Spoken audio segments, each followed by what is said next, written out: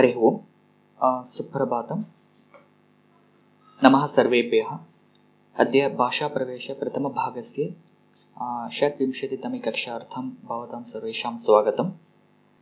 अस्तु आरभामहे। So in the last session we have completed lesson number 19 and lesson number 20 is lesson number 20 we just started, and there are some exercises are pending. We will try to do it today. So basically yesterday we completed adya shvaha parashvaha praparashvaha yaha parayaha praparayaha, the usages of these words, and we have seen all 7 weekdays in Sanskrit, plus how do we make questions using kada. Kada means when, and how do we answer for a kada question. So the answer would be generally answer would be the time or the duration or the day, or it's basically time. Okay, so wherever we get such answers, we still will be using Saptami Vibhakti, and like Bhanuvasare, Somavasare and so on, and similarly Shatvadane, Saptavadane and so on. Okay, and we have seen that, and we have seen some examples and some abhyasas along with that, and along with that we have also touched upon the topic called Avyayam. As I said yesterday, Avyayam is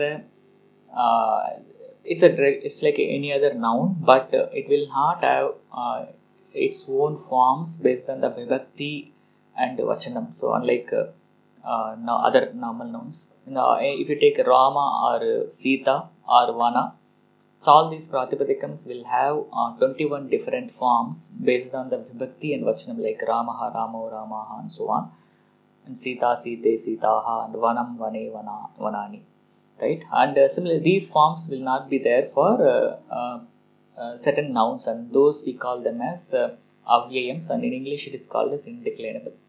The example is Prataha.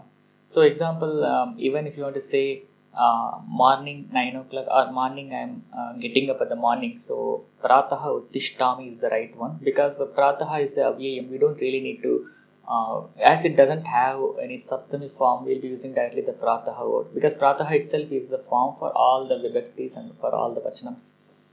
Okay, that's what we have learned. And like Prataha we have other words like Prataha, Sayam and Idanim and so on. Okay, so these words will not have Vibhakti and Vachana forms. Okay, that is what we have seen yesterday, and today we will continue with that exercise.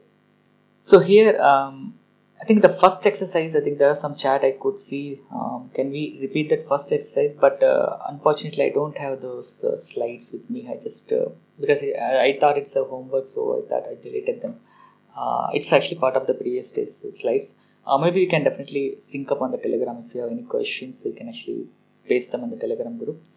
And the second exercise, the Udaharananugunam Riktasthanani Purayantu. The Prataha Vidyalaye Asam Idanim Udyane Asmi. Okay, I think at this place I would suggest, can we take up this particular exercise? Maybe you can just note it down in your book somewhere, or maybe you can note it down somewhere in your notes. This exercise will probably take up after the Bhutakala lesson, because I see most of the words like Asam and Asit and Abhraman and Alikhan and all these are actually the past tense words, and they really make sense only when we learn that Bhutakala lesson. Okay, so maybe we'll just take a note, and we will come back again on this particular second exercise once we complete that Bhutakala lesson. That's of course it's an immediate lesson after this.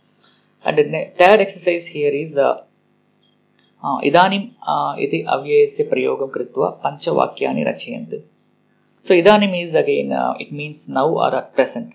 Okay, and you can just easily frame the sentences. You can say like Aham idanim pathami, so I read now. Okay, Aham idanim katham pathami, so I read the story now. And Aham idanim gacchami, I am going now. Okay, and Balakaha idanim kridati, so boy plays now. So basically wherever you want to say now or at present, you can use idanim. So it's again a simple one. So I think it's very easy to frame sentences using Idani. If there are any questions, we can definitely take up later. Okay, so that's about this one, and we are actually it's a very simple lesson actually. 20th lesson is the simplest lesson. With that, we'll actually move on to the next topic for today. So here, this actually, that's lesson number 20. I think it completes the Saptama Vibhakti in our syllabus. Okay, all these Prathama, Sashti and Saptami, 3 Vibhaktis we have completed.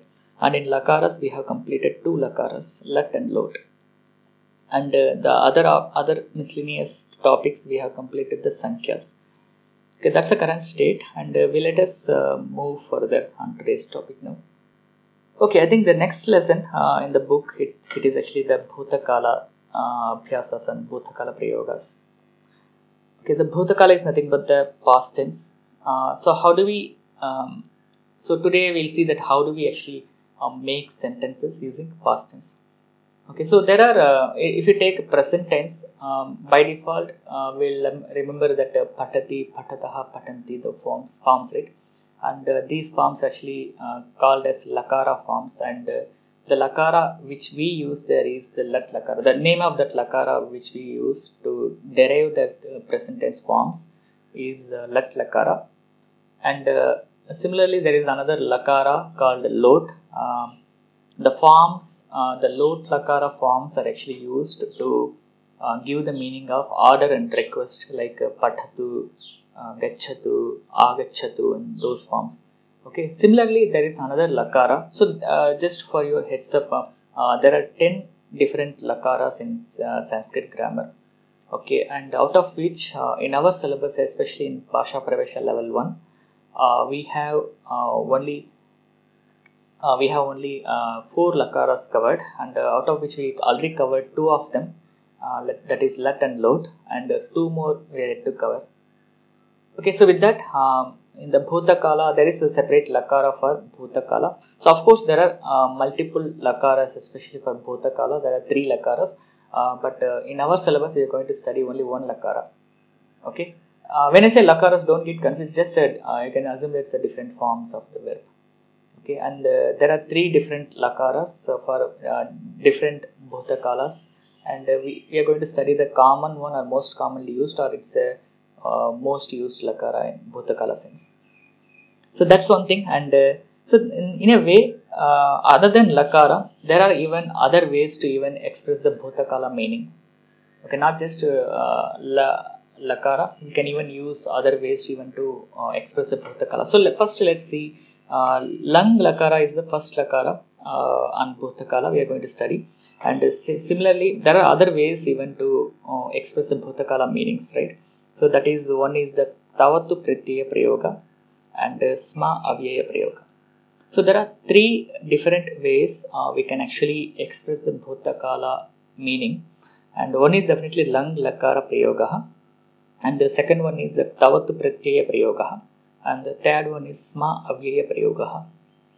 Okay, you can actually use any of these 3 and you can actually express your past tense sentences. Okay, so the first is very clear. It's just like any other Lakara, like Lat or Lot. Lang Lakara will also have forms based on the Purusha and Vachanam, like Patati, Patataha, Patanti. We have 9 forms. Similarly, the Lang Lakara will also have 9 forms, and it gives a meaning of past tense, and we are going to study them in later. Okay, the next one is Tavatu Pratyaya Prayoga. Okay. Okay, before we get in here, we just need to understand what is Pratyaya, right? The Pratyaya is generally a grammatical suffix, okay, used to derive certain words in Sanskrit grammar.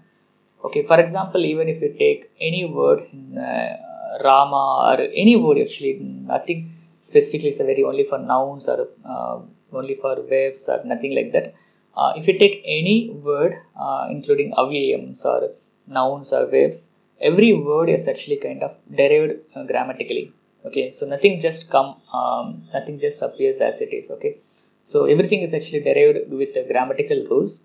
And while during the derivation, we generally take a certain root word and we try to prefix or suffix certain grammatical prefixes and suffixes.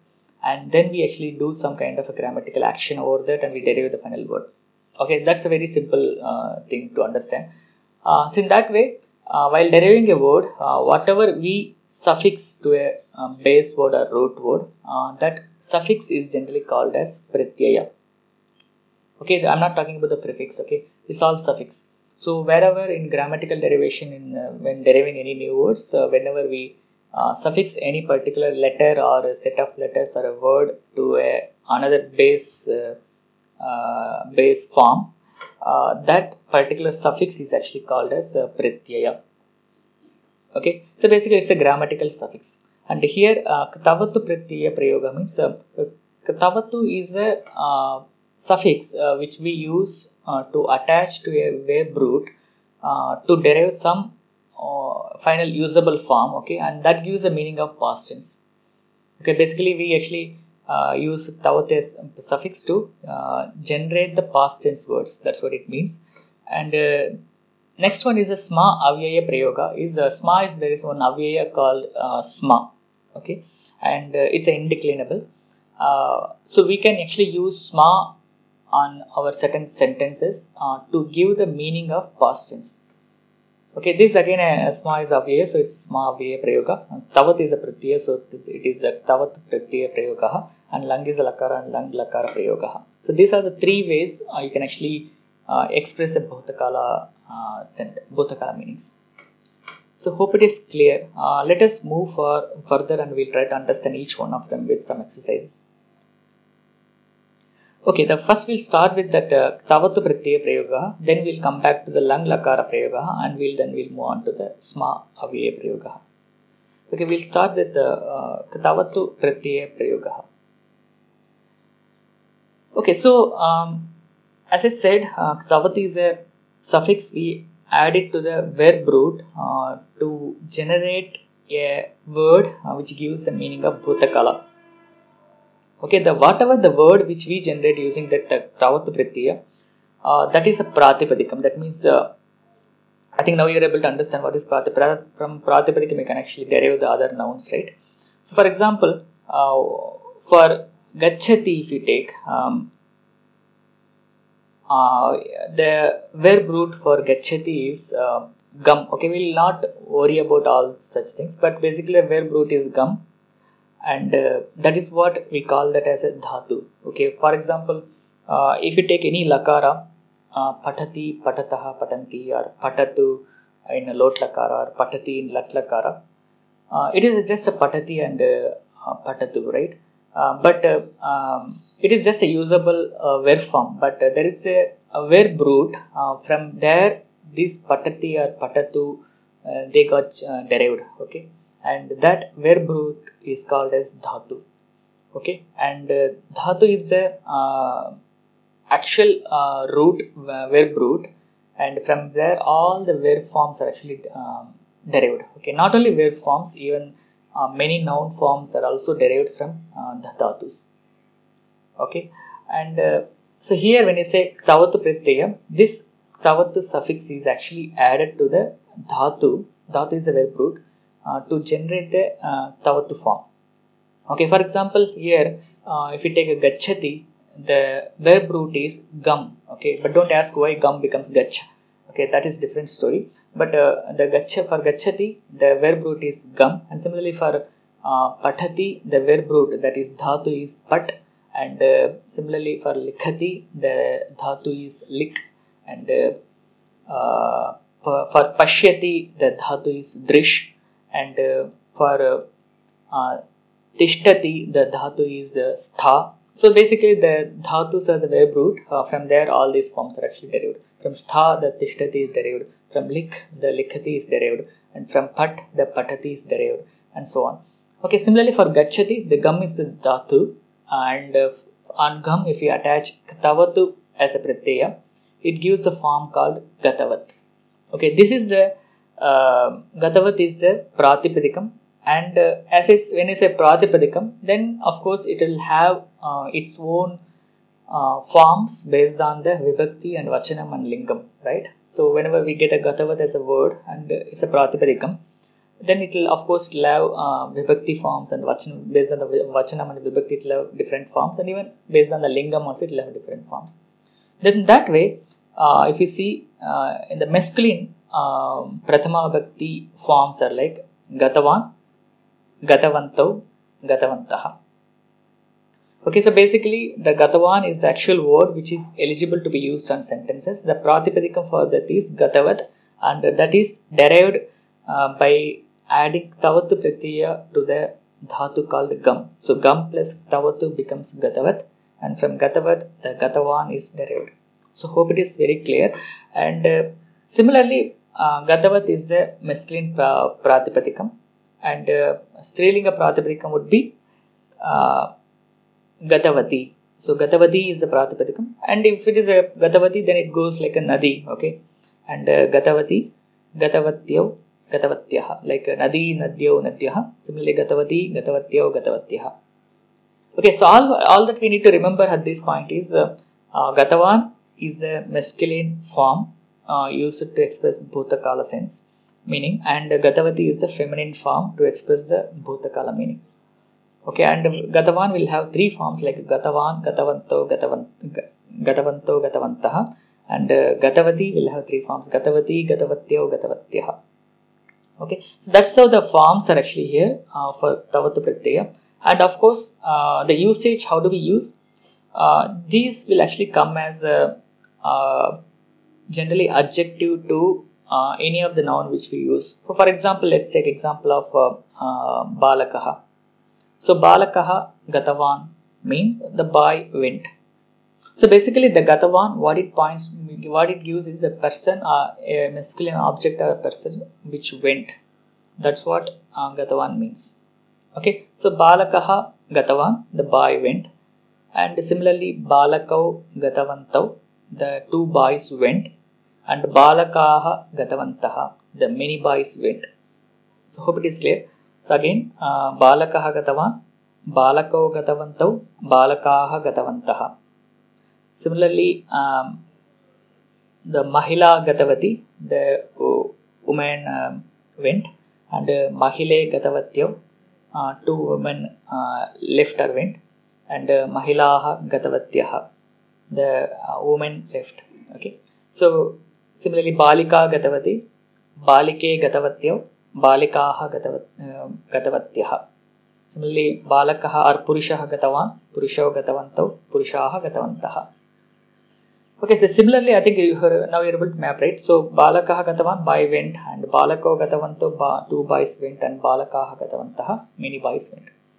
The same way, for every verb which you see like gachati, likhati, patati, nayati, agachati, uttishtati, tishtati, and pachati, and all these verbs will have these equivalent tavatu forms. And of course, their forms, for example, if you take gachati, the tavatu form is gatavan. Okay, and sometimes it is little difficult to map, but sometimes if you take for likhati, for tavatu form is likhitavan. Okay, that actually at least matches, the prefix actually matches likhati and likhitavan, and patati, patitavan, and these are actually matching. But sometimes tishtati, sthitavan it will become. So it becomes little difficult some forms. But I would suggest you to go over the list of. I'll give you a basic list of all the verbs which we use. You can try to go through each one of them and try to make some sentences, and you practice it every day, so you'll get used to that new forms. And remember, this is out of these three bhutakala prayogas, this is tavatu pratyaya prayoga is the very easiest way while speaking. Okay, and so this is the list I was actually talking about. I think we already know that we have this 35 verb list. Okay, and there I have added another column called past tense tavatu form. So for gachati, it is gatavan. So when you say gatavan, the feminine form will be gatavati. So balakaha gatavan, balika gatavati. So agachati, agatavan, and balakaha agatavan, the boy came, and balika agatavati, the girl came, and patati, patitavan, patati, patitavan, kridati, kriditavan, vadati, uktavan, little different here. And pibati pitavan, likhati likitavan, nayati neetavan, pashyati drishtavan, prichhati prishtavan, bhavati abhavat. Okay, this is different. And milati militavan, त्यजति त्यक्तवान्, खादति खादितवान्, जानाति ज्ञातवान्, करोति कृतवान्, शृणोति श्रुतवान्, ददाति दत्तवान्, प्रेषयति प्रेषितवान्, प्रक्षालयति प्रक्षालितवान्, उत्तिष्ठति उत्थितवान्, उपविशति उपविष्टवान्, स्थापयति स्थापितवान्, स्मरति स्मृतवान्, सूचयति सूचितवान्, इच्छति इष्टवान्, स्वीकरोति स्वीकृतवान्, गृह्णाति गृहीतवान्, and रोदिति रुदितवान्, शक्नोति शक्तवान्, आनयति आनीतवान्, क्रीणाति क्रीतवान्, निन्दति निन्दितवान्, आह्वयति आहूतवान्. So hope you are able to follow this. Only thing is you need to keep repeatedly recite or read it very frequently. So, and you also try to use them in your regular sentences, it becomes easy.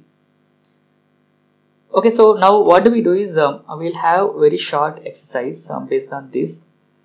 Okay, and you can actually pick any verb from this list. Okay, and you can actually frame give 9 form. Give all 6 forms. Like if you take a pibati, the form is pitavan. The forms are pitavan, pitavanto, pitavantaha, pitavati, pitavatyo, pitavatyaha. And then you can actually take any one of them, masculine or feminine, and give all 3 words, 3 sentences. Like pita pitavan, father drank, and pitaro pitavanto, 2 fathers drank, and pitaraha pitavantaha, many fathers drank. Okay, the same way you can take any masculine or feminine and give 3 sentences, but before that give all 6 forms and give meanings as well. And if there are any questions, we can definitely take up before them. Yeah, where to get such a table? I will share this. This table link will be there as part of that course page. Actually, I will give that link there. Okay, so there are few things. So this Gatavan, Gatavati, these can also be used along with basically when you say Gatavan, it's a masculine word. Okay, and you can use with any masculine word, not necessarily to be a living being. It can also be like Vrikshaha Patitavan or Stambhaha Stitavan. So like that, you can even use these with any masculine words. And similarly, feminine words like Utpitika Patitavati, so table fell. Okay, and so all this you can actually for any Pariksha Gatavati, the exam went off. Okay, so like that you can actually use these forms even for any non-living beings also, first thing. And the second thing is the Gatavan, Gatavati, these forms have only the lingams associated but not Purushas. Okay, when you say any verb like patati or patasi, patati has 3 forms like patasi, patati, patasi, patami. Based on the Purusha, the forms are different. But when you say Gatavan, it just has the lingam, but it does not have what Purusha it is. Okay, for all 3 Purushas, you can actually use Gatavan if it is singular. Like Aham Gatavan, I went, and Tvam Gatavan, you went, and Saha Gatavan, he went. Okay, but we assume that Aham, Tvam and Saha, all 3 are actually in masculine. Okay, if I say, if a male or man says, I am going, he can say Aham Gatavan.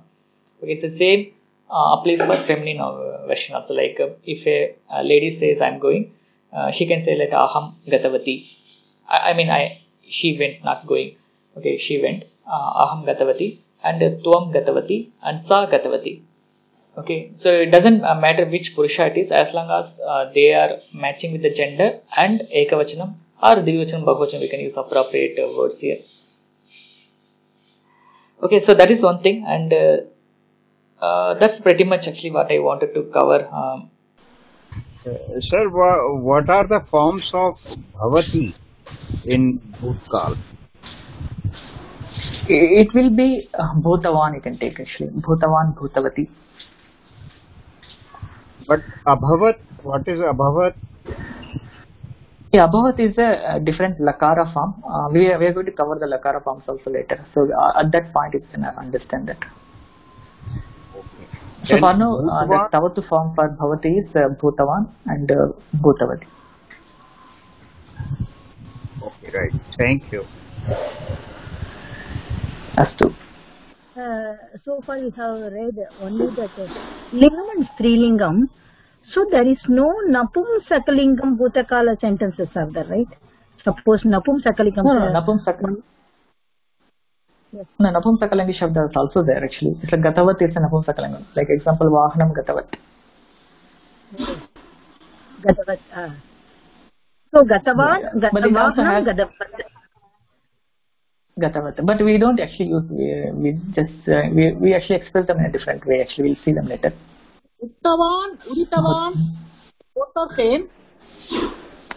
Okay, so there are two verb roots actually. So Vadati is one verb, Vad is one dhatu, and there is another dhatu called Vach, that is Vakti, that's the Latlakara form. So there are two verbs, one for Vakti and Vadati. For Vadati, the Bhutakala form is Uditavan.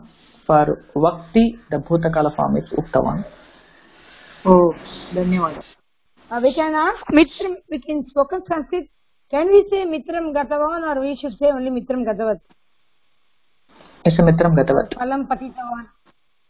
Oh, even in No. Palam Patitavat. Yes. Palam Patitavat. Okay. Now, how do we know whether it is Gatavan or Patitavan? Whether the E comes or it's only by practice or is there any rule for it? Sir? Patitavan. Yeah, there are rules, but these rules are not. These rules are not as easy as for beginners. But we'll just remember the forms for now. So we can just, for beginners, we can memorize and practice. Yeah, just remember and practice the forms. That's the only easiest way than going through the rules. So Patitavan. Yeah, then just there's a concept called Idagama in Sanskrit grammar that is not easy actually. You need to go through the dhatu and check what kind of dhatu it is, then you'll apply that. It's not that easy actually for beginners. Yeah, that's all for today. Thank you for watching this video online. If there are any queries or if you want to interact with teachers or student, please log into forum.sanskrit.today, or you can even join our Telegram group and subscribe to this channel Sanskrit.today to watch more videos like this, and share this video with your friends and interested people or group, and make use of the comment section to post any feedback or suggestions about this video or the series. Okay, finally click on the like button, and thank you for watching this video online. Let us meet in the next session. Dhanyawadaha.